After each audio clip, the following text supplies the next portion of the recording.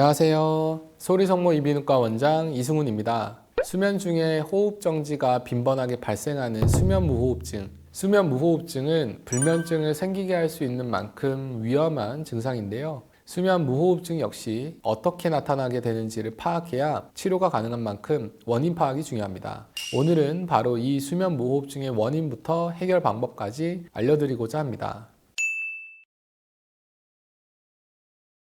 수면 무호흡증을 알기 위해서는 숨쉬는 호흡 기관에 대해서 알아야 되는데, 비강에서 시작해 인후두까지 이어지는 상기도의 공간이 있는데, 이 공간을 통해 공기가 지나가면서 호흡이 이루어지게 됩니다.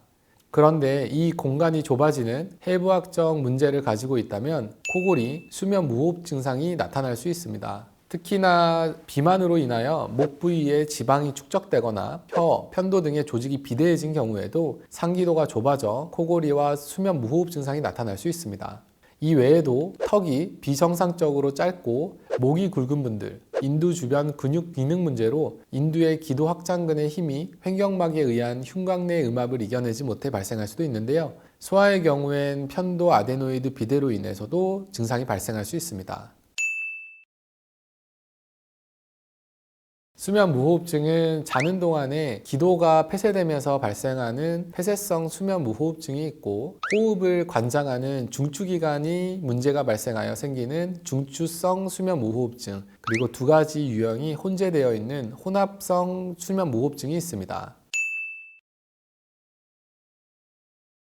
먼저 폐쇄성 수면 무호흡증의 이상 증상은 숨을 쉬기 위해 수면 중에 깨어나는 일이 생기게 됩니다. 호흡이 멈춤으로써 혈액의 산소 포화도가 감소하면서 숨을 쉬기 위해 깨는 것인데, 다음으로는 중추성 수면 무호흡증의 증상입니다. 숨쉬기를 관장하는 뇌 중추가 차단되면 수면 중의 모든 호흡성 노력을 중단시키는 신경학적 장애로 인해 발생하는 수면 무호흡 증상으로서 자율성 호흡 반사로 잠에서 깨어나서 잠을 제대로 이룰 수가 없는 불면증이 나타날 수 있습니다. 수면 무호흡증을 진단하는 방법은 우선 병원에서 하룻밤 자는 수면 다원 검사를 통해 진단하게 됩니다. 수면의 전 과정을 조사하는 검사로 자는 동안 호흡, 맥박, 움직임, 코골이, 또 혈중 산소 포화도, 뇌파 등을 측정하여 수면의 패턴을 검사하게 됩니다. 물론 치료는 가능합니다. 치료는 크게 수술적인 치료와 비수술적인 치료로 나누어지는데, 비수술적인 치료 중에 대표적인 방법은 양압기라고 하는 수면 중에 착용하는 보조장치라고 할 수 있습니다. 우선 수면 검사를 통한 검사 결과를 토대로 개개인에게 알맞은 치료 방법을 사용하는 것이 필요합니다. 저희 소리성모 이비인후과에서는 1:1 맞춤 치료를 통해 치료를 진행하고 있는데요. 증상과 원인을 정확히 파악한다면 충분히 알맞은 치료 방법으로 완치가 가능합니다.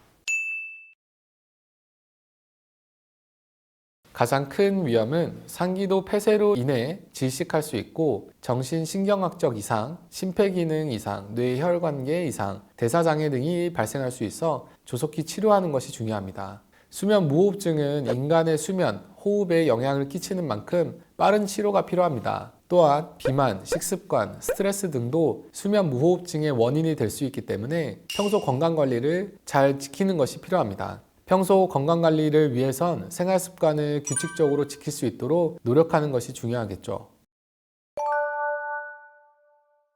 오늘 준비한 내용은 여기까지입니다. 더 궁금하신 내용은 아래 댓글로 남겨주시면 답변을 드리도록 하겠습니다. 지금까지 소리성모 이비인후과 원장 이승훈이었습니다. 감사합니다.